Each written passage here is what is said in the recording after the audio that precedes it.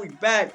I ain't gonna lie, this is probably the last video of this 7-day upload. Feel me? So if you made it this far, no, I ain't gonna lie. I don't know what order he's gonna be placed in, so just know this one of them. So, we are reacting with something a little different right now. You feel what I'm saying? It's something a little different.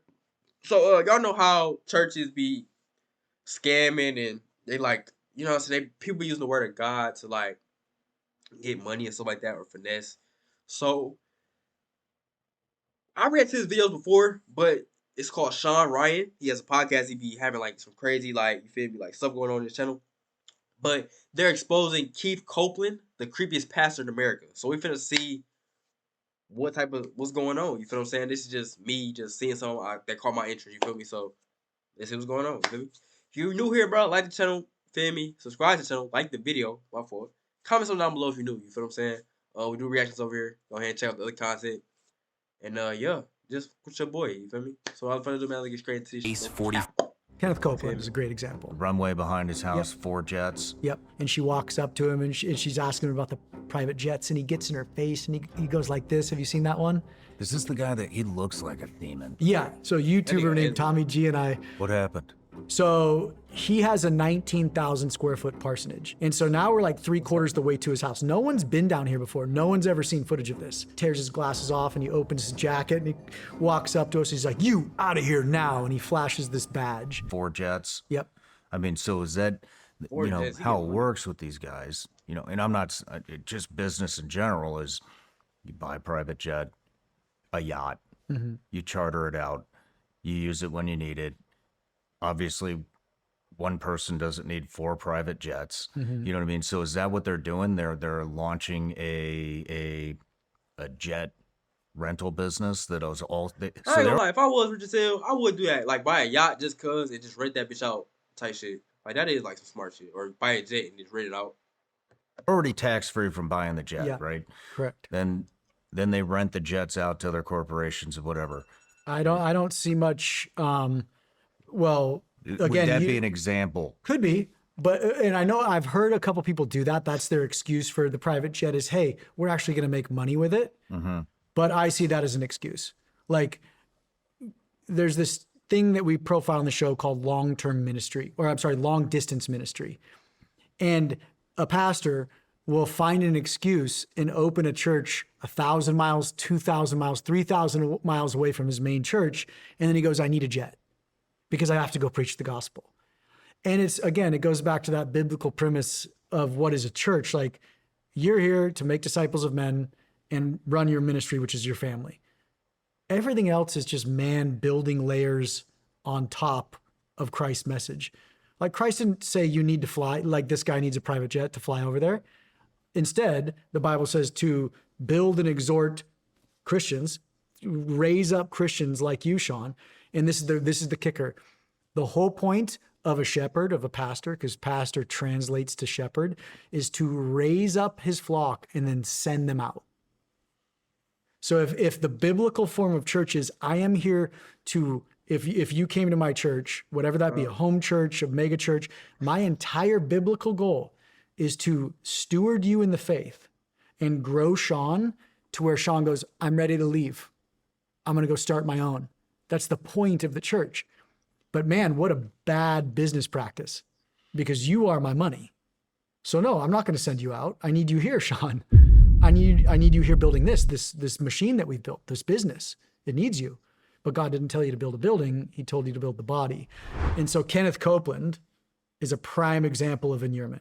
Kenneth Copeland is the guy, you've seen the video before where the female news anchor corners him on the runway, and she walks up to him and she's asking him about the private jets, and he gets in her face and he goes like this. Have you seen that one? This is the guy that he looks like a demon. Yeah. And he says, I can't fly. I have to fly private because I can't have demons in the tube with me. So he's calling people demons. That's Kenneth Copeland. And so we had a great showdown. Crazy part is, I really don't know who this Kenneth Copeland, I really don't know who he is. I just seen his face before, but I didn't know his name. On his property. It's in the series. And so. What happened?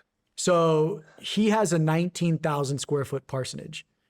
What's a parsonage? A parsonage is a house owned by the church. So it's bought and paid for by donor dollars and tithe givers, and the pastor can live there. the purpose of this is, hey, back in the day, clergy would live on site, right? That door would be open 24 hours a day for someone to come in, get prayer, in the Catholic world, repent. And so that pastor would need to be on site all the time. And so they would build what's called a parsonage right next to the church. So the pastor could live in this very modest house that's usually attached physically to the church. Well, over decades and just through precedent, that parsonage has been pulled off. And so the church will pay for the parsonage of the pastor. So the parsonage is owned by the church, but the pastor can live in it. There's no stipulation on how big that parsonage can be, how extravagant it can be. So Kenneth Copeland has a 19,000 square foot parsonage on the lake on his church property. His church property, so this is the story about Kenneth. Kenneth, what most people don't know, was a struggling musician back in the day. He became a pilot and started flying Oral Roberts around. Oral Roberts is like OG evangelist. He's like one of the first old school big boys in the space, similar to Billy Graham. And so the story goes that Kenneth Copeland was flying over Texas and saw this runway next to this lake. And God gave him this vision that he was going to buy this whole parcel and turn it into a church and turn it into what he calls the revival capital of the world. So flash forward, he creates this marketing pitch, starts his church. And back in the day, in the 60s and 70s, mailers were super popular.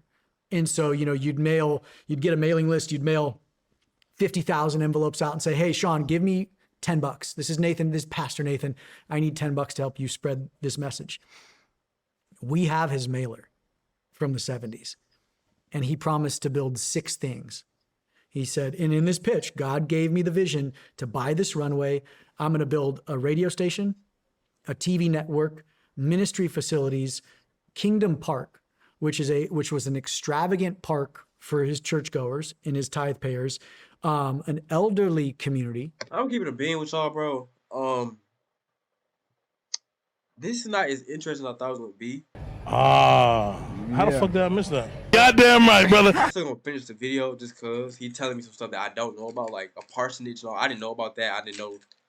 You feel me? I didn't know. He might get to some more, you feel me, interesting stuff as the video go on, but I'm low-key kind of lost. You know what I'm saying? If you lost too, comment lost down below. So once you retire, you'll be able to retire on the church property. And in your rooms, they would pipe in Kenneth Copeland's TV network so you could watch Kenneth Copeland preach the gospel 24/7 a day. And then elderly home, and then a hotel for guests to come and enjoy the lake. So he sent that pitch out, raised tens of millions of dollars. He ever only built 3. I had to make sure it was 3. 3 of the things he promised to build. 1 was the radio station. 2 was the TV network. 3 was the ministry facilities.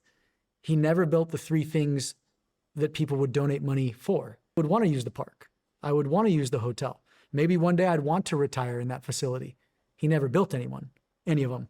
In the for-profit world, that would be called fraud. He would be in jail. Mm-hmm. In the religious world, we call it faith, Nathan. You got to have faith. Wow. So in the interim, he buys 1,600 acres on this lake in Texas. He builds the ministry facilities. He builds the radio and TV networks. And then a gentleman, a builder, a developer was like, hey, this bottom part of your 1,600 acres is prime for development. So he peels off 400 of the 1,600 acres and sells it to a developer. So there is a housing development there today.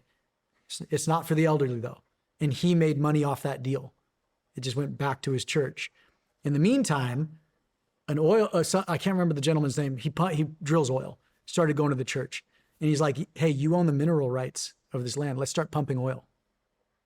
So they've been pumping oil for decades and no one knows how many tens of millions of dollars have been made off the oil because it's all this guy's. All of it. All of it. It's all called a church.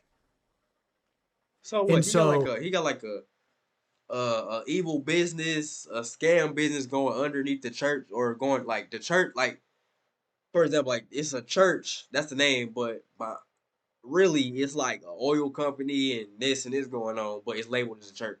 But it's hella shit, other shit going on. Is that what he said? Flash forward, now he's an older guy. So the oil business falls under the church. Mm-hmm. The church owns the oil business. Yeah. So he has his two private runways. He's got his ministry facilities. He peeled off 400 acres to a for-profit development. He's got his oil platforms. And at the very bottom of the lake, or the property near the lake, he started building this 19,000 square foot parsonage. And now he lives in it. No one's ever been there before. So no one knows what it looks like. Pastors have, but like nobody like you and I have ever been there. So that 19,000 square foot parsonage, word is from an informant that basically Copeland has Epsteined tons of pastors. So there was an electrician back in the day that wired cameras and audio recording devices into every guest room in that 19,000 square foot. So you're telling me he got pastors coming to this parsonage in the back of his damn miles behind his fucking church or whatever, or one of his churches. And he got old pastors coming there, fucking kids and raping underage women and stuff. Like, you feel me? Like, what's going on for real? You know what I'm saying? Parsonage. And so if you have pastors so afraid of their rivals. So they're blackmailing. He's blackmailing. Yeah, got to get dirt on people.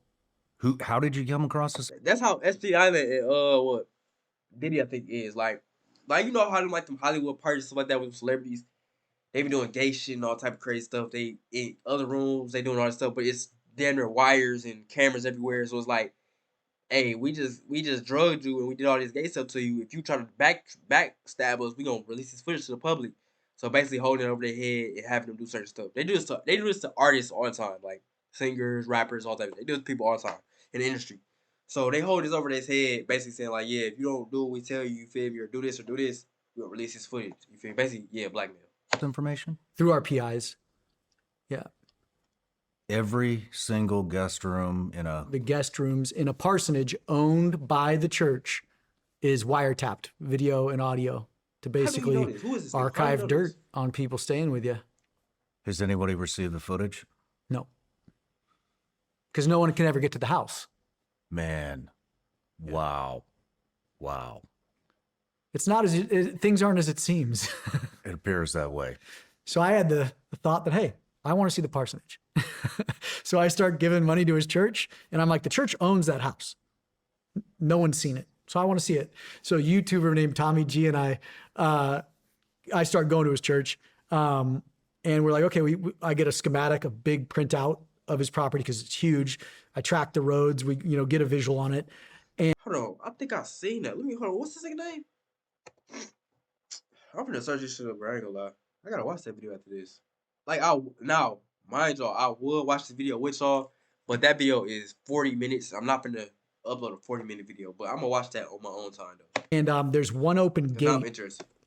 From rain runoff that couldn't close, and it went from a parking lot to this dirt road, and so I could see it on the map, and I'm like, that's our in. We're just gonna steer down this open gate and see where it leads us, and we're gonna try to get to the house. So this is in the show. We go to service. Ironically, all these pastors know me. So as soon as I sit down, there's 3 security guards around me, like with their earpieces. And I sit through part of the service. I get up and leave, and Tommy walks out, and we meet at the cars, and we just start driving. So we get on this dirt road, we go over this open fence, and boom, we're 50 yards from his runway, but there's a gate closed. And I'm like, shoot, I got nowhere to go, man. We pull up to the gate, it just opens. And I'm like, well, this is God. So we're doing this. So we get onto the runway. So now it's something out of, what's that? Mission Impossible. It's something out of an action movie. We got 2 cars flying down a runway now. And I'm like, okay, we're going to make a hard right here. And this is all in the show. And there's another gate. And boom, that gate opens too. And so now we're like 3/4 the way to his house. No one's been down here before. No one's ever seen footage of this. And I'm a big bow hunter. Huh? And so as I'm driving through this property, it's all high fenced. So it's 10 to 12 foot fences. I start seeing bucks everywhere. Deer. Mm-hmm. And I'm like, this is his own hunting ground. And sure enough, we pull up to his house and there's one final gate and he has this massive deer stand. And I'm like, this pastor has his own high fenced hunting ground on his property, on the church property that no one gets to use, but they pay for. So we pull up to the fence and there's a So you tell me he got his own private hunting ground to where he got a gated forest and he breeds deer or bring hella deer there to breed and mate. So they stuck in this enclosure basically. He just kill them for fun. That's sick. That's sick. Bad. So I'm like, we're not getting through this one. And now I'm 200 yards from the house, so we can see it. So we put drones in the air. We're having fun. No one's ever been here. And so there's no security. And so I call the front desk of the church because I'm like, well, like we're kind of stuck here now. So I call the front desk and I can't remember the guy's name. Abraham. This nice guy named Abraham answers. And he's like, this is Abraham. How are you doing, Nathan? And I said, whoa, how do you know this is Nathan? And he goes, we have your number. You've been giving to us. And so they're just a refined call center. And I'm like, okay, awesome. He's like, what would you like to do? Would you like to give money or would you like prayer? And I'm like, well, I got a random request. Like, we're sitting at the gate of Kenneth's house. Like, I'd love to meet the pastor. And he's like, you're what? And I'm like, I'm at the gate. Like, we're down here. We made it through 2 gates. We were on the one. And I tell him the whole story. And he goes, please hold. And he just puts me on hold. And there's some hymn music in the background. We sit there for 30 minutes. And I'm like, no one believes that we actually made it here. So let's just head back to the runway. So we drive back to the runway and we just wait. And I'm like, if we just sit on the runway, someone's going to see us. So we just sit on this open runway. And sure enough, within 5 minutes, boom, 2 private security guards cars come driving by, park next to us. They're professionals. Like, after Ed Young's experience, like, I know private security and I know professional security and then just like straight cowboys. And these guys are professionals. So they come up and they're like, you know, what are you doing? And I'm like, hey, we just have a couple questions about the parsonage. We tried to, get there, but we couldn't get there. And we're having a cordial conversation. And out of nowhere, we just hear this F-150 comes screeching up on us. And this dude jumps out and he looks like John Ritter from the movies. So he comes like flying up to almost hits us, a couple feet from us. And he gets out, and he tears his glasses off, and he opens his jacket, and he walks up to us. He's like, you out of here now. And he flashes this badge, and he pulls his shirt open, and he's got his like a pistol, like 9 or something sitting there in his pants. And luckily, Tommy G has been through this enough. And he goes, let me see that badge. And the guy goes, no, get out of here now. And he goes, no, I want to see your badge. And this guy grabs both of us, so assault, and starts shoving us to the cars. So assault. And right then the professional security is like, whoa. So they grab John Ritter and then they throw him against his truck and they're like, get out. Man, no, I'm finna search this up. Who the John Ritter gang? Who is that? I'm finna search this nigga up, bro.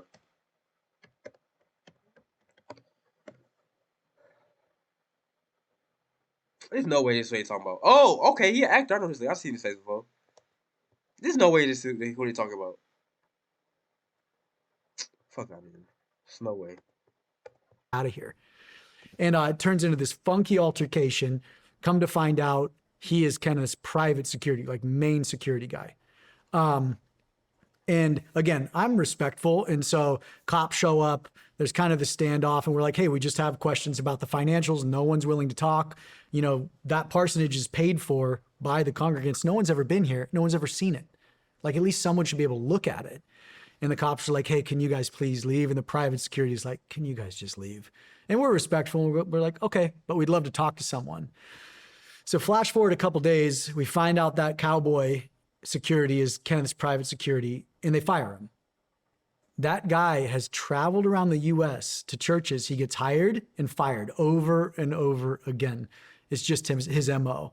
But so another major loophole is these parsonages. You could do whatever you want. David Taylor, who was just arrested by the FBI yesterday, 26 or 28,000, square foot home in Tampa, Florida. That's just one. He has about 28 million in real estate. And so just with the loopholes, you can do whatever you want. And again, you're asking for money, whether that be through tithing or generosity, from vulnerable people who are there, to be preyed on and loved on. And these guys just build empires in the name of Jesus. I ain't gonna lie. This shit started off weak as hell. Like, no bullshit started weak as hell. But then once he got to, like, the story of him going to bro house, it got a little better. So it got better towards the end, which I was hoping for. But I'm gonna check out that Tommy G video right after this, though. Because, like, that's interesting as hell. No cap. Man. Do you think they're preaching anything that is, what do you think about their teachings? And This is garbage. No matter where you're watching. Well, shout out to my boy Ryan Shaw. You feel me? Hope y'all enjoyed that one about Kenneth Copeland, the creepy pastor. You feel what I'm saying?